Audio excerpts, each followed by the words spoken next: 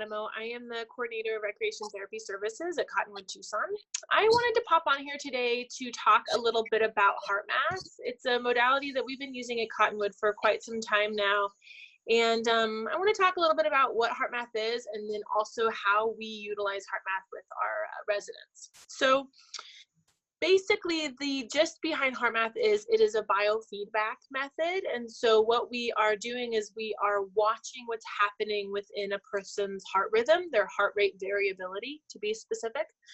And so we're watching how their heart is adapting to them, how it's speeding up and how it's slowing down. And within that, we are using that information to then allow the resident to go into a practice using breath and focus and emotions so that they can practice self-regulation. That is the ultimate goal of HeartMath, is to figure out how we as a person impact our heart and the regulation within our heart rate variability, and then giving us an opportunity to then utilize that method of breath and focus when we are feeling dysregulated. So when we are thinking about the heart, our heart is very connected within our systems, namely the nervous system and the brain. Those two systems are having a huge impact on our heart rate variability and what's happening within that. So I want to open up a screen now to show you guys a little bit about what I mean when I say heart rate variability. So this screen right here has various examples of heart rate variability. At the very top of the screen where it says high, that would be an example of a sympathetic nervous system within, or a sympathetic nervous system response within our body, and how that response impacts the rhythm of our heart. So what this looks like here is very drastic changes within our heart rhythm. It's very irregular, very erratic, and it's very inconsistent. And so this is another example of maybe what it might look like when we're excited, but also an example of what it might look like when we hit fight or flight. This is our heart providing us internal movement so that we can then externally run or fight. So on the contrary, on the lower end where it says low, that is an example of a heart rhythm in freeze, or a very strong parasympathetic system response.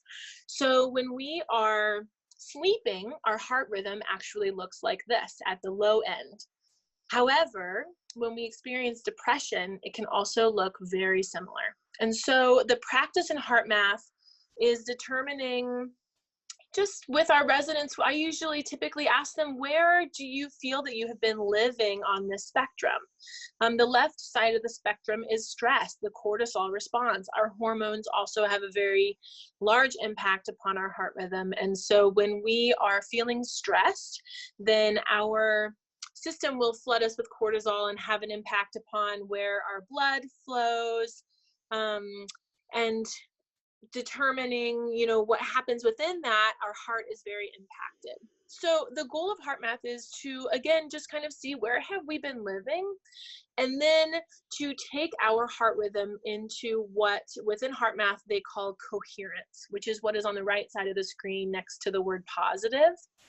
That rhythm is a consistent rhythm. It is a very balanced rhythm.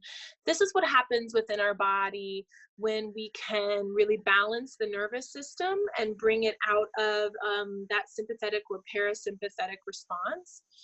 And then also when we can quiet the mind. So our mind has a huge impact upon our heart rhythm as well. And so if we are still imbalanced within our nervous system, but yet our mind is racing, we will still get this very dysregulated rhythm. And so the first part of HeartMath is communicating to our nervous system using breath.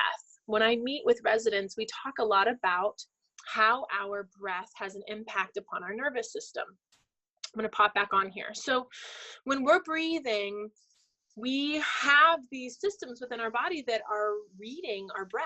They are determining through our breath if we're safe, if we're not safe, if we need to run, if we need to play dead, if we need to laugh, you know. And so as we are breathing, our body is reading this. So the first step to HeartMath is taking our breath and slowing it down and deepening it. When we're able to do that, we are communicating safety and a settling within our system. And that will allow our nervous system to move more easily into balance. So that's the first part of HeartMath. Within HeartMath, there's actually a breath guide that we can follow that allows us to have that very consistent breath, a very predictable breath. The second part now is the brain. With HeartMath, we want to actually turn into our heart. We want to focus on our heart. It's an interesting concept, but our heart knows when we pay attention to it. So if I turn inward and I start paying attention to what's happening within my heart space, my heart is being communicated to that I'm nurturing it, that I'm soothing it, and then I'm sending my energy there. So when we do that, we actually have a greater impact on our heart rhythm when we actually lean into that. However, with some residents, that's not a safe place. Our heart might actually be connected to a trauma, whether it's a medical trauma, a physical trauma. It might be connected to panic attacks. And so at times when we turn our attention towards our heart, we can actually watch our body become more dysregulated, which again is great information for us to know that that is not a safe place within the body. So as we practice this, as we breathe, as we bring our focuses into our heart, we're watching what's happening within the system. And so the resident really can watch how they are having an impact upon their body, which to me is so empowering because they get a chance to see that they are impacting themselves and that they are capable of creating change internally. I think a lot of times when people come into treatment, they feel like what they are doing is not working and they feel like they don't have any kind of ability to create change within themselves anymore. And so I love this concept of HeartMath to really empower them to see that they are creating change within their body and they also have the ability to create regulation within their body. So the first part is figuring out what moves them into regulation. And then the second part is, can we lengthen the time that they are in regulation or in coherence? So we can figure out what moves somebody to coherence. And then the question is, can they stay there? Is their body comfortable with coherence? And so the second practice might be bringing emotions in to lengthen the amount of time that they're in coherence. So we might bring in regulating emotions like gratitude. We might radiate gratitude out in order for us to really stay within that balanced space within our rhythm. And then within this practice, the person is also then experiencing the outcome to them being regulated. What does it feel like to be regulated?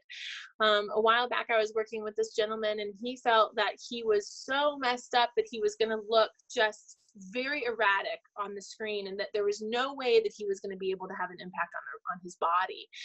And so we sat down and we went through the practice and he brought himself into coherence beautifully. He sustained coherence for probably about 4 to 5 minutes, which is a good length of time.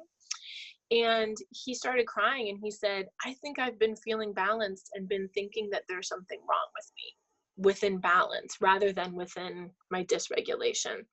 And so this concept of just also learning, what does it feel like to be balanced within our system? What does it feel like when we become balanced? Some people actually get really sleepy when they practice because their body is so used to going to sleep when their breath becomes slower and deeper. So just paying attention to what is our response to regulation and what does it feel like so that I can know what this feels like when I'm not actually attached to this little gauge that's reading my heart rhythm. So I can know how it feels to be regulated.